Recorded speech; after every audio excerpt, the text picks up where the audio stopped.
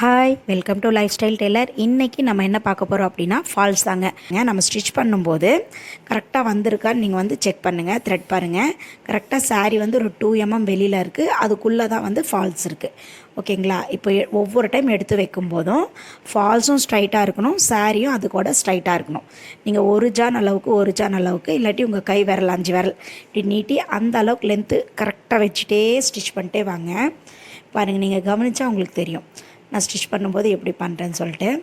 இது வந்து என்ன சொல்கிறது, ஒரு ஈஸியான வேலை தான்.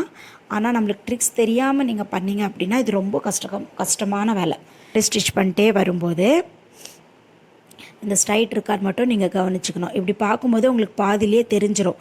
சப்போஸ் நீங்கள் தப்பாக அடிக்கிறீங்க அப்படின்னா உங்களுக்கு எப்படி தெரிய வரும்னா, சாரியிலேருந்து நீங்கள் ஃபால்ஸு இழுத்து அடிக்கிற மாதிரி வளைஞ்சு சுருக்காக தெரியும். நீங்கள் என்ன நினைப்பீங்க, சரி நம்ம ஆவரேஜ் பண்ணி கரெக்ட் பண்ணிக்கலான்ட்டு அப்போவே இந்த மாதிரி இழுத்து சுருக்கு இருந்துச்சுன்னா ஆவரேஜ் பண்ணிக்கலாம்னு நினச்சிங்கன்னா கண்டிப்பாக அது ஆவரேஜே ஆகாது. கடைசியில் வந்து திருகலாம் நிற்கும். உங்களுக்கு லைட்டாக திருகல் தெரிஞ்சிருச்சுன்னா அப்படியே ஸ்டாப் பண்ணிடுங்க. ஃபால்ஸ் பொறுத்த வரைக்கும் நீங்கள் திருகலை கரெக்ட் பண்ணவே முடியாது. ஓகேங்களா?